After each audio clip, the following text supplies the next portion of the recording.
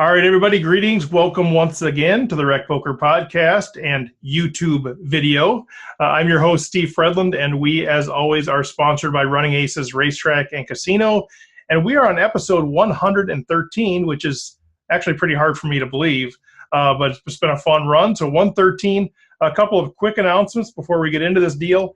January 26th is our next play and learn. So for $60, you can come in, you play hands with some other great players for 6 hours, or as much as you can make, 9 a.m. to 3 p.m. For $60 you play, and then after every hand we flip over our cards, we talk about the hand, and we've got the fantastic young player Matt Hamilton, who recently went back-to-back in the Running Aces double stacks. He's going to be there for all 6 hours giving insight. So if you're interested in that, check that out. If $60 is too much, or if you just want to come in and hang out, for $20 you can come in. You can just observe all the action, join in on the discussion. You're just not actually playing the hand. So check out recpokertraining.com for that. Also, Monday nights we had our first one. Now we got our second one coming up here. Just free weekly discussion. So if you just like to talk poker and you don't really have that community of people to do that with, 8 to 9:30 p.m. every Monday night. It's free. You just got to register at the website and just join the discussion. You can join. You can talk as much as you want or as little as you want, but there'll be plenty of us chatting away on that deal. And then the last announcement I want to make is just a big thank you to our latest Patreon supporter, Taylor Moss. You hear him quite a bit on the podcast, but Taylor is now supporting us on Patreon.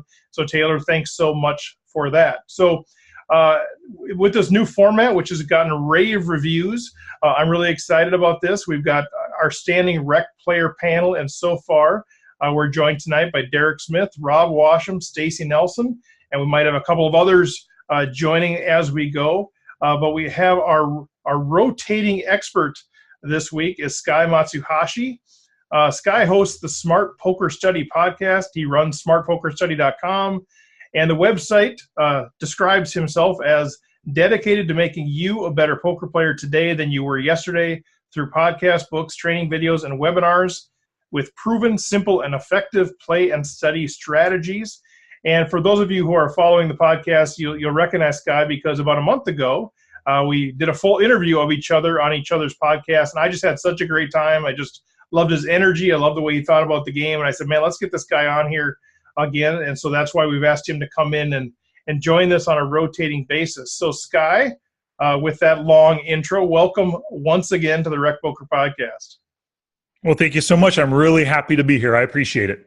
And we're excited to learn from you and talk strategy with you. So why don't we, if you want to know more about Sky, check him out on the website, but also go back and listen to that extended interview. But for today, let's get into this. And you brought with you a hand to discuss with our panel here.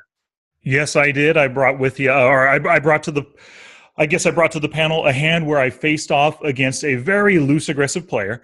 And playing against loose aggressive players is something that I've been, for myself, really been focusing on because I play a lot on America's Card Room.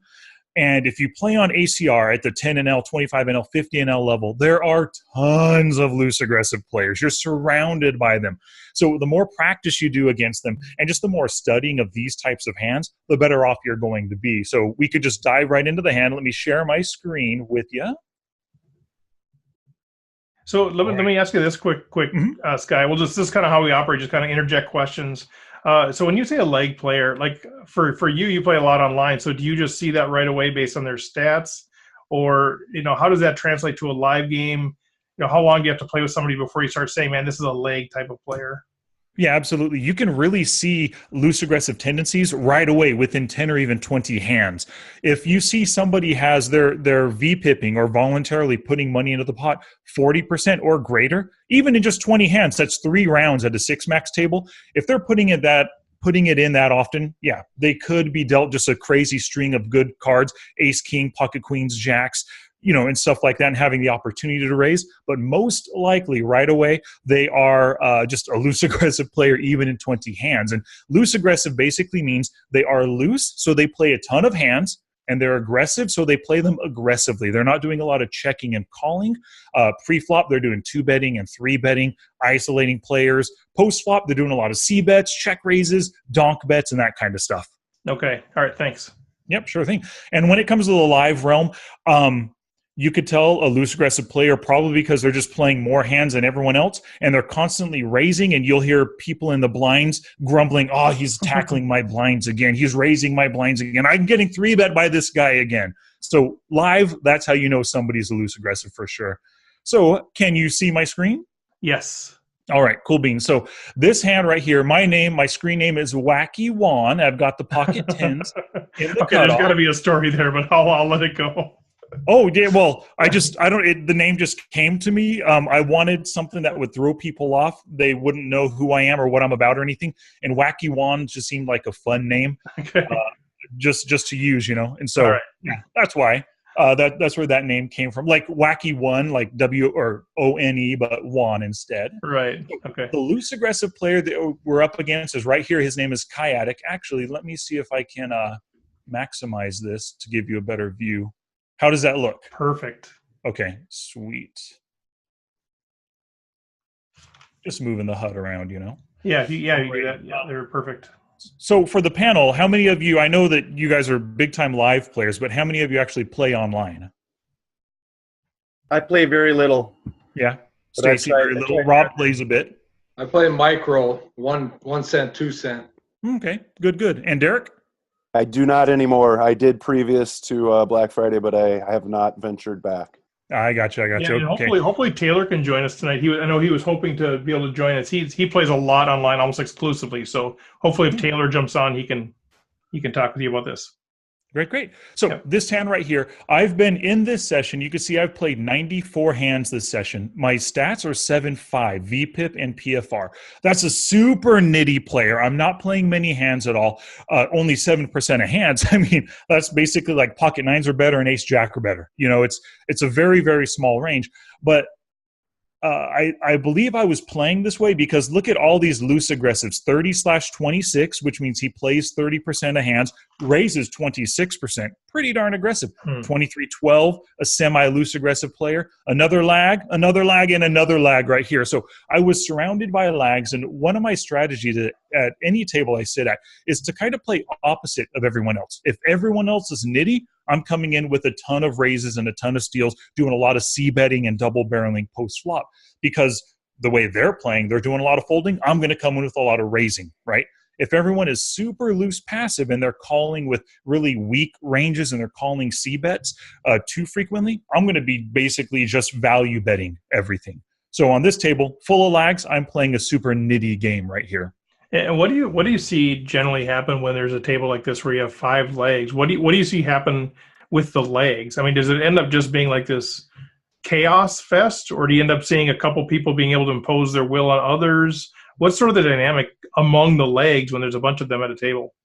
When there's a bunch of them at the table, you do see a lot of 2-betting, 3-betting, and then 4-betting pre-flop, and a lot of c-bets and check races and stuff. And you often see some players, the better loose aggressive players, actually building stacks, right? Like Home Tiger, I have the HUD outlined in blue. That means he's a loose aggressive player, but a reg, like a good player. And I could just kind of tell by the way they play, looking at my database, seeing that he is a winner over like these 3,000 hands I have on him. That's how I know. The orange colors are just your straight up loose aggressive players, and they're often they just spew chips around, So you're going to see, for me, my orange colored players, they're often spewing chips. Sometimes if they're getting good cards, they can build big stacks because everyone knows their lag. When they're hitting those sets and those 2-pair hands, you call kind of unbelievingly. I don't believe I have anything, I'm going to call. So those are kind of the dynamics of the tables. Now, quite often, when I'm at a table like this full of loose aggressives, I often just leave the table just because I don't want to try to fight fire with fire. And I often get frustrated if my 2-bets are getting 3-bet a lot. But for whatever reason on this day, a few months ago, I decided to stay and hit the table. But you could see I really adjusted my range and I'm playing really nitty because of that. Okay. All right. So let's get to the hand.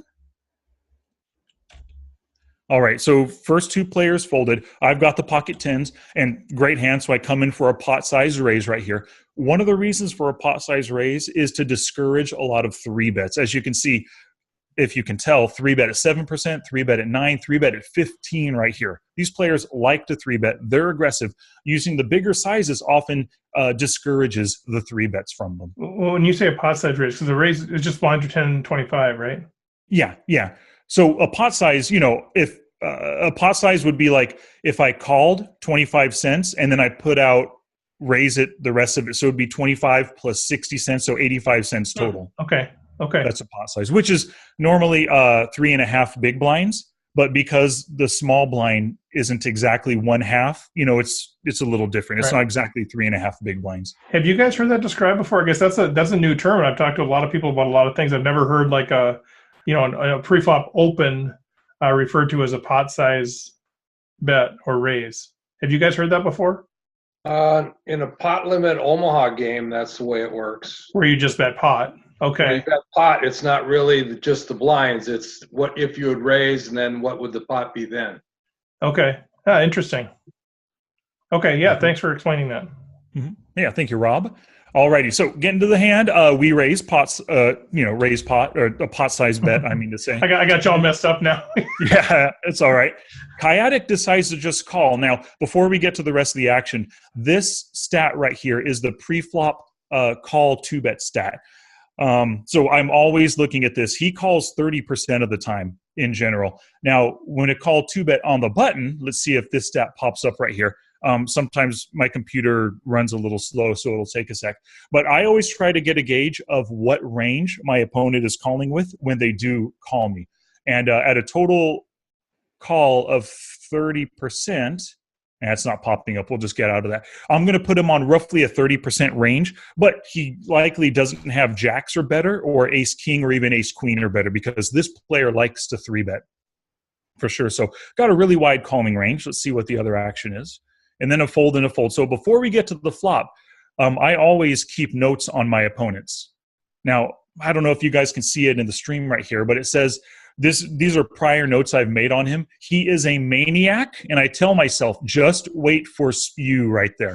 When I have a note all in caps, it's telling me what to do, right? Can you move it just a little bit to the left? We got our pictures kind of in the way. Oh, yeah. Left? If you don't want. Yeah, that's good. That's good. Yep. Okay, cool. Okay. So he is a maniac, and I tell myself, just wait for spew because this player is able to spew. And then down here, check for max value because this player loves to bet when they get checked to. So knowing that, and I have a really good hand right here against a very wide range, this is a pretty decent money-making spot, I believe. The 2 folds out of the blinds. The flop comes down jack 9 deuce. Now, I do have second pair. It's not the best of hands, but I really think at this point that I am far ahead of my opponent's range, especially their spewing, bluffing kind of range. So like you saw in that one note, I said, check for value. So what do? I go ahead and check. I'm giving him the opportunity to hang himself, which he thankfully does. He bets 3/4 pot right here.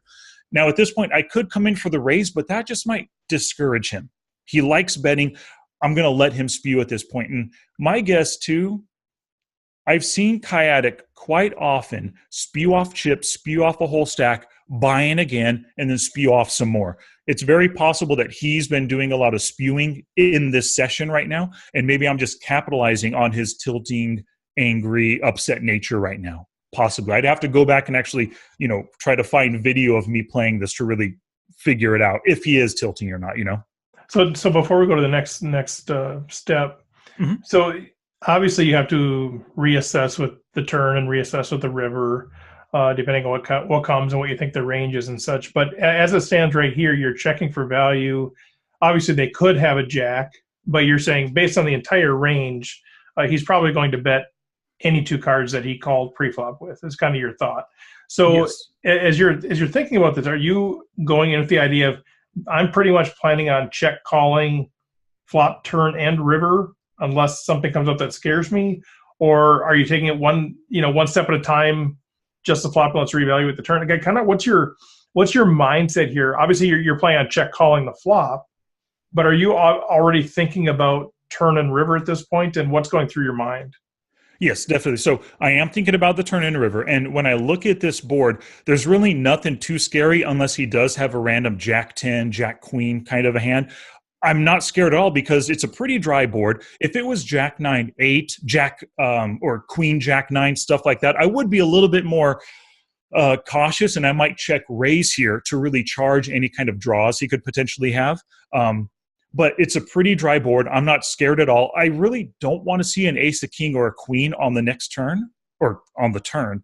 But I'm willing to take my chance and just check call. And sometimes I found that that's kind of what you have to do with players who are too loose aggressive and too willing to spew their chips. You've just got to kind of hold on to your, what do they say? Throw in the chips, hold on to your butt, and hope you win, But you do want to pay attention. He's betting 3/4 pot. Now, I know that this player, he does frequently make 2/3, 3/4, and full pot size bets as bluffs. So the size of this bet looks like he's going for value. And if I didn't have pocket tens, if I just had a random ace 5, I'm probably folding here. There's no point. Or I could try to check raise as a bluff, but I'm definitely not going to call with a non-value hand in this spot. And the software that you're using, obviously he was not the pre-flop raiser, so you're not really looking for like a c-bet continuation, but is there any sort of information that it gives you on this situation where he just flatted pre and then gets checked too? I mean, is there any stats that actually help you in this situation? Say, how often is he c-betting here, or is he betting flop? Yeah, absolutely. This stat is my fold to flop c-bet. Can you guys see that? Okay. Yes. Mm-hmm. Okay. It says he folds 53% of the time. Now, when I click on it, this is a custom HUD that I created and a custom pop-up right here. When he is in position, he floats 45% of the time.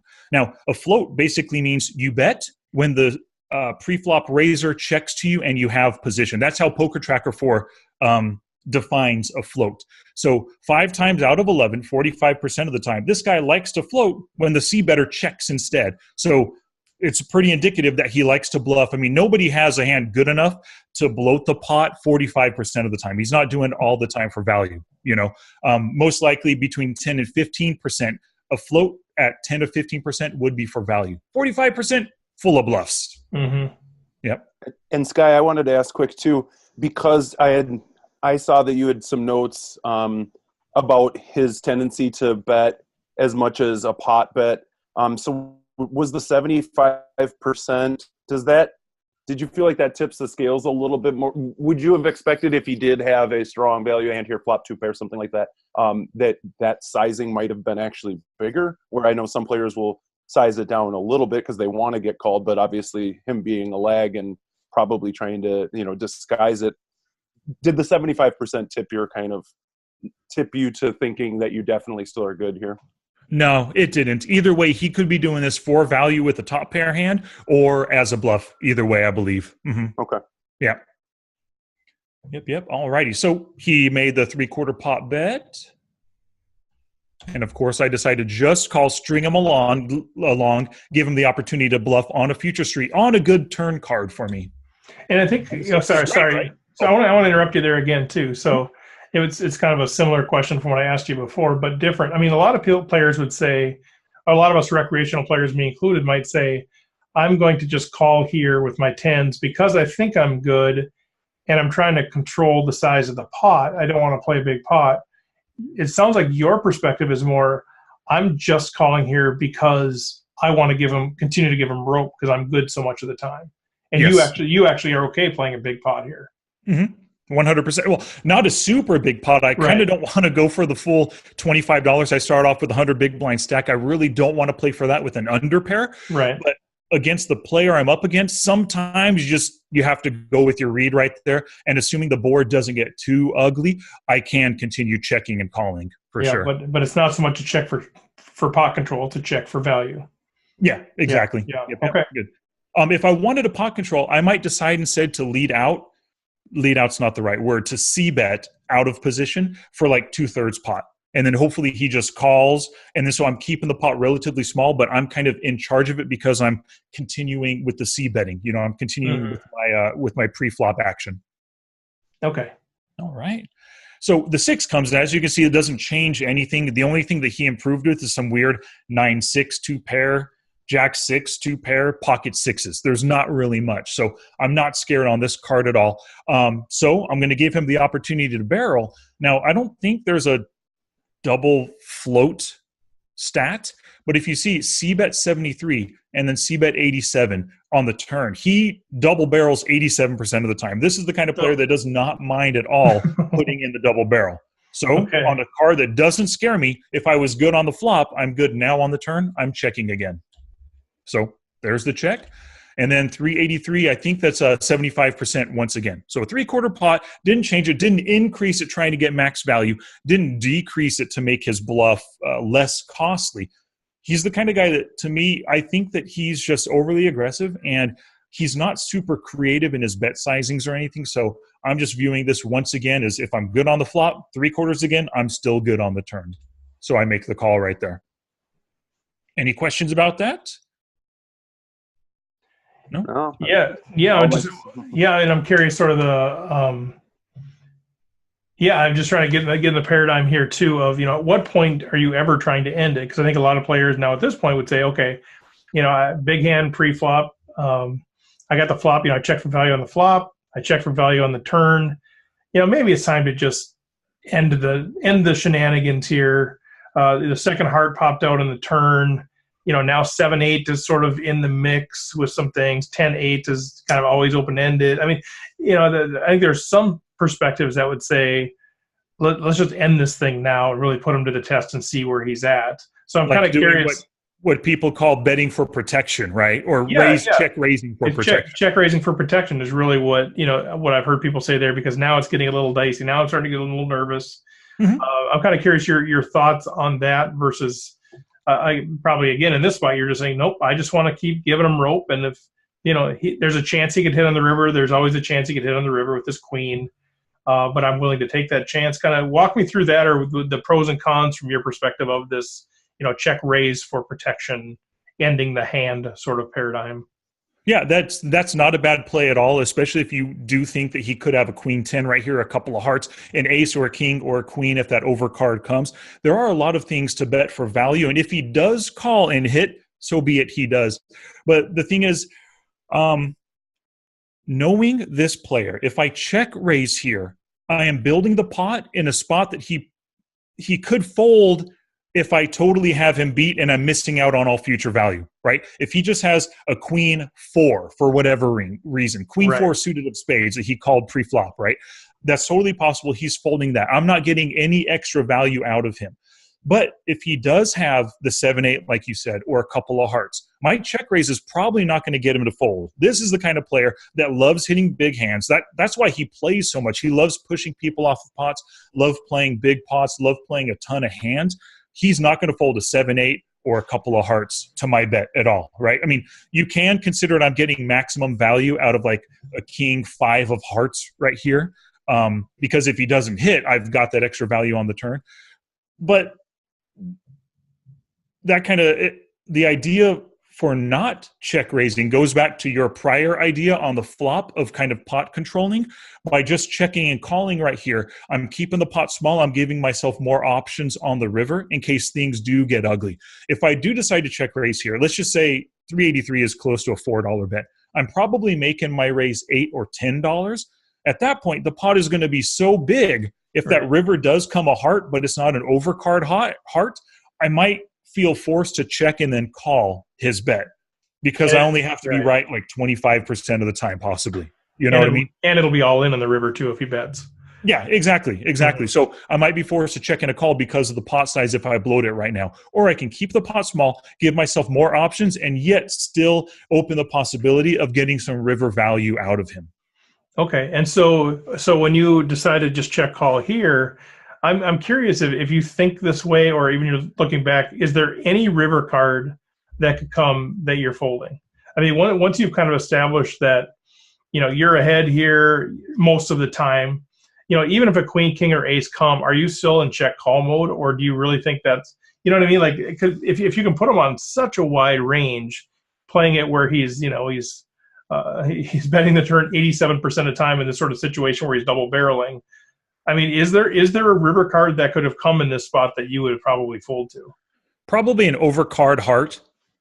Ace, king, or queen of Okay. hearts. And that is only 3 cards, but potentially a queen, because that does complete some draws. So does an 8 or a 7 complete some draws as well.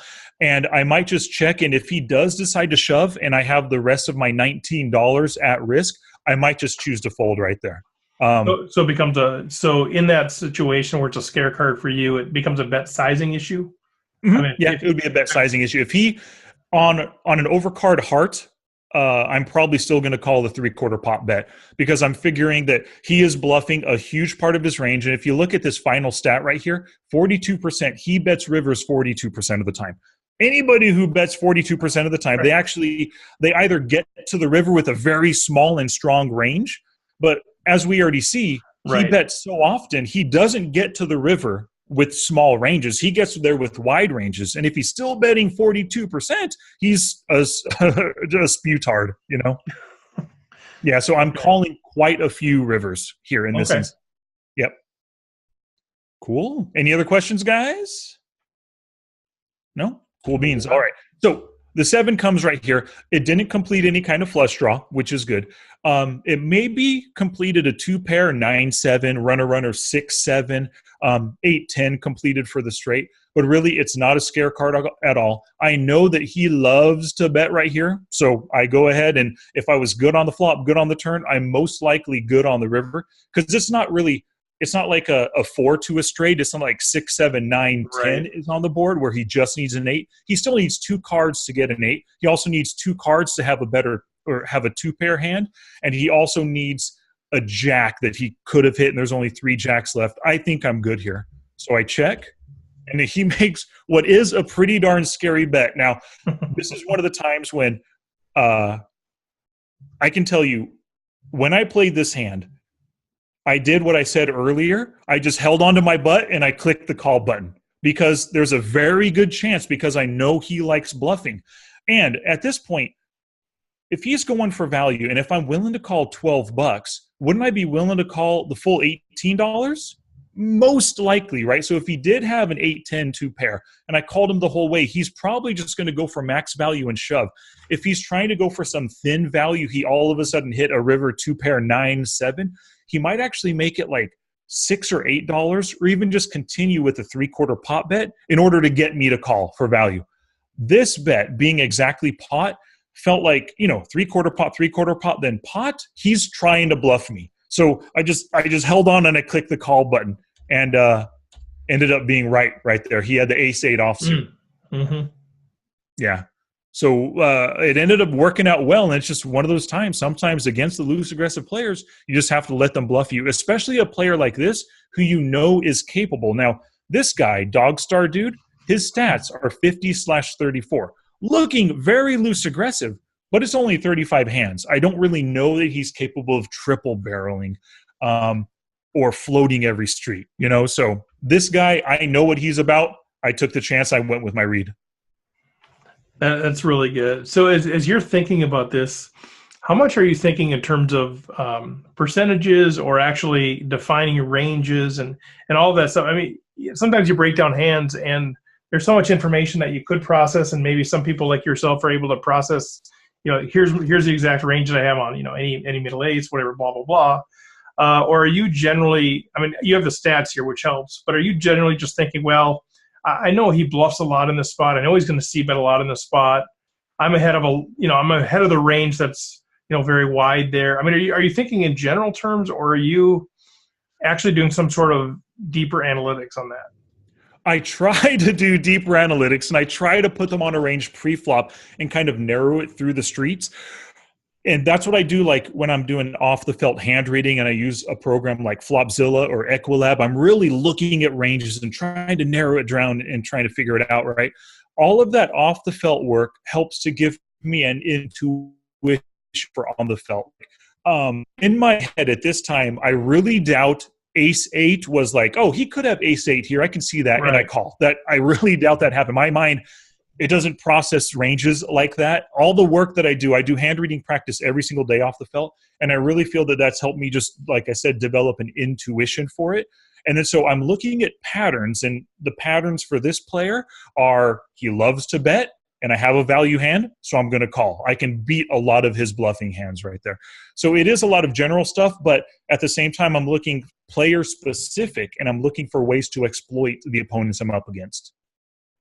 Okay, and that's really good. Okay, and so now, if we can, kind of translating this to the live game where you don't have, you're not looking at whatever 73, 87, 42. You just have this perception that he's a leg player. When you're doing that, if you're kind of labeling him as a leg player, so in your mind you sort of have these HUD stats kind of running through your head, like you're kind of picturing like this is probably a guy who is really way too high flop turn river.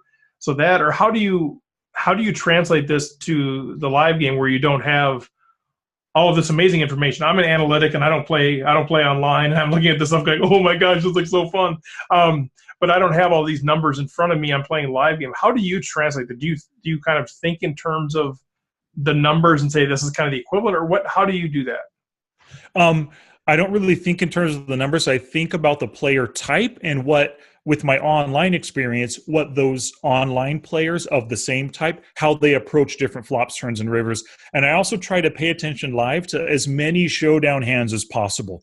So Kayatic right here, if this hand happened at the beginning of the tournament and I saw that he called a raise pre-flop and then triple barrel bluffed with an ace high, I'm going to remember that forever on this player. Now, in a tournament, I might never see him again. He might have been knocked out in this hand for triple barrel bluffing, but at least I know now that there are loose aggressive players live who are capable of making these plays. So I'm taking everybody. Okay, I have an Evernote file in my phone, and I have seats 1 through 10 on it. As I'm playing, wherever they are on the table, I will put lag, tag, LP, nit, fish, whatever type of player I think they are.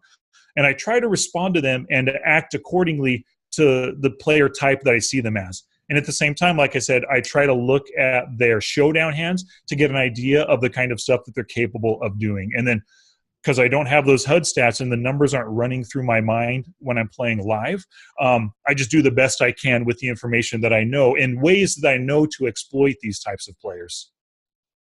Oh, that's really good. Guys, any questions?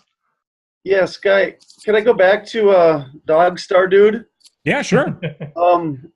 It looks like his C-bet is 75%, and is that correct? 100 and 100 after that? Yes, it is, but we only played 35 hands with him. So my guess is that C-bet of 75 is 3 out of 4, and the turn double barrel is 1 out of 1, and the bet is probably 1 out of 1. So let's see, his river bet, it says 2 out of 2. So in 2 instances where he had the opportunity to bet the river, he bet twice. Let me see. Oh, double barreling 3 out of 3, and then C-betting 3 out of 4. So yeah, even over 35 hands, as you can see, he's a pretty darn loose aggressive player post flop as well. So you can put at least a little bit of stock into these. But I don't think I would call a three-quarter, and then a full pot size bet against Dog Star Dude. I just don't know enough about him to know that he's capable of spew, because in these 35 hands, he could have been dealt pocket aces, pocket kings, pocket queens, and that's how he played those really strong hands. I just don't know enough yet. At about, 100 hands, do you start putting a little more stock, or more like a 500 hands, or where do you really kind of put some weight into it? 100 is where it really starts to begin. For all of the most simple stats, like, for example, VPIP, PFR, fold to steal, 3-bet, as well as C-bet the flop and fold to C-bet, at 100 hands, you're pretty good there. And then it really starts at 300 and then 500, and anything at 1,000 hands or more, like Home Tiger, 3,000 hands, I'm pretty darn confident in these numbers, and I make a lot of plays. Like you could see Home Tiger, C-bet 70% on the flop and only 56 on the turn. So he's pretty turn honest, not super turn honest, but quite a bit. So if I'm going to if I don't have a value hand, but I don't want to fold, I might see an opportunity to call his flop C-bet, especially in position. And as soon as he checks the turn, I make a bet to take it away. Okay. Now, If you want to transfer that to tournament poker live, at what point would a read on a guy make you actually adjust your play? After you've seen him say you watched 3 hands and you've watched what he had to open. Let's say he made it all the way to showdown and showed 3 different hands, and you kind of got to read. Would that be enough? Totally. That's enough for me because I really try to play exploitative poker. I'm not a big fan of, I'm sure you guys have heard of GTO if you haven't studied game theory optimal stuff. I'm a fan of exploitative play. I like to see a person and see what they're capable of, and then now I'm going to respond accordingly. Now, they might think that, hey, that guy just saw what I did, so let me change up my play. And if they do that, good on them. They're going to screw me over, but so be it. I like to exploit their tendencies. So even after 3 hands, 3 showdown hands where I saw that they opened the pot with ace-8 offsuit, jack-10 offsuit, and then pocket deuces, they have a pretty wide range to open the pot. I'm going to try to respond accordingly. Okay. Yep. Hey, Sky, can I sneak in a quick question too? The video replayer, I don't know whether this is correct or not, but is the timing of your calls on his flop and turn bet, is that accurate that you were that quick, or does it speed that? Like if you had sat and thought for 5 minutes, does it show that?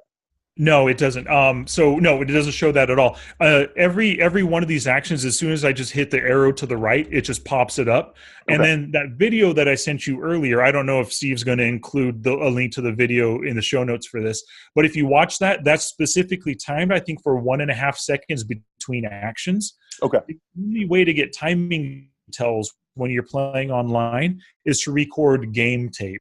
So, like screen recording software like we're using now for this conference call. You have to record it and then watch it later to see timing tells. I was just curious if he may have taken note if you quickly called both the flop and the turn bet, because the river bet being a full pot size bet, again, maybe not exactly specific to this player because you seem to know him so well, but a lag in general. The size up on the river, if you had called both the flop and the turn bet rather quickly, I wonder if that size up even lends more credence to that. You probably have the best hand at this point that they sized up at that point, because it does kind of definitely feel like he's just trying to kind of blow you off the pot at that point. So yeah, it does feel that way, and I really I don't know that loose aggressive players like this are really. I mean, my guess is everybody's watching the action. He's involved in this hand. He's betting. He's probably paying attention to how long I'm taking, but I don't know if he's going to actually read anything into that. Sometimes, and that I'm really glad you brought this up, for timing tells, sometimes what I like to do when I know a player c-bets a ton, if I'm out of position, I'll time down on a board like the Jack-9 deuce, right? I called them pre-flop from the big blind. I'll time down to make it look like, oh, I have 2 pair. I have a set. And now what am I going to do? Oh, I'll check. And then when he c-bets, I raise, and I think they see that timing tell, and then they fold the hand. So timing tells can work online just like they do live as well. But I just don't know how the other players around me pay attention to timing tells. I do try to watch out for it, though. Cool. Any other questions for Sky? Comments, insights? All right, Sky, we're gonna wrap it up here. Then tell us a little bit though as we close down. This is great. Thank you. This is exactly what I've envisioned. Let's just come in, talk about a hand, get one of these experts on here and talk about it. So this is fantastic. But as we wrap up, tell people a little bit more about who you are, where they can find your stuff. Go ahead and give a shameless plug. I give you full platform to plug the Sky Matsuhashi stuff. Absolutely. Thank you very much. I appreciate it. And thanks for this time again, this opportunity. If you can type or say the words Smart Poker Study, you can find me anywhere. iTunes, Instagram, Facebook, Twitter, of course, just at Smart Poker Study, everything. SmartPokerStudy.com. Smart Poker Study is the name of the podcast. Smart Poker Study is the name of the YouTube channel. All of it's right there. Just type in those 3 words. Even though last time I talked to you, I tried to say Smart Study Poker. Yeah, so that might work too. I don't know. I haven't tried it. The fact that you said because not all of us are very linguistic in nature. So Smart Poker Study. Smart Poker Study, yeah. Or Sky Matsuhashi, and that last name Matsuhashi can be a little tough for some people, but I didn't want to give myself some Hollywood screen name or anything. All right. Yeah. Rob, did you have something, Rob? Well, I was just going to say I've listened to Sky's podcast since day one. Oh, I remember going through, I think you did 30 days of podcasts or something right at the beginning when you were trying to get it going. You remember that, yeah. Yes, I do. I was listening every single day while you were recording those every single day. So I've been with you since the beginning. Cool beans. You know, it was tough to do. My original plan was I'm going to get 7 in the bank and then I'm going to record another one every single day. But then I recorded, I think I got 3 episodes in the bank and then I fell behind and then I had to record them every single day and release them every day. It got a little tough, but it was worth it because within a month or 2 months, I already have like 35 episodes up and it looks like he's been around forever, Right. you know? Yeah. Yeah, it was great. I really enjoy listening to. I've listened to every single podcast you've made so far. Wow, great. Thank you very much, Rob. Days. Yeah, nice, man. Thank you. I appreciate it. Hey, Rob, you should show him that SM tattoo you have on your shoulder. Oh, nice. Yep. I don't have it on my shoulder. It's in a different Oh. Very nice. All right. Well, Sky, Rob, Stacy, Derek had to drop off. Thanks so much for being on here. Just a couple of things that we wrap up. Once again, thanks to Running Aces, making this whole thing possible as being our sponsor. Check out RecPokerTraining.com. Information on everything we're offering, the free weekly discussions, the upcoming Play and Learn session on January 26th.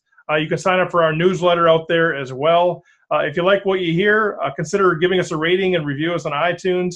And subscribe out there. And also, we'd love to have you join our Patreon subscribers as well. So until next week, for the crew here, good luck on the felt. Take care, everybody.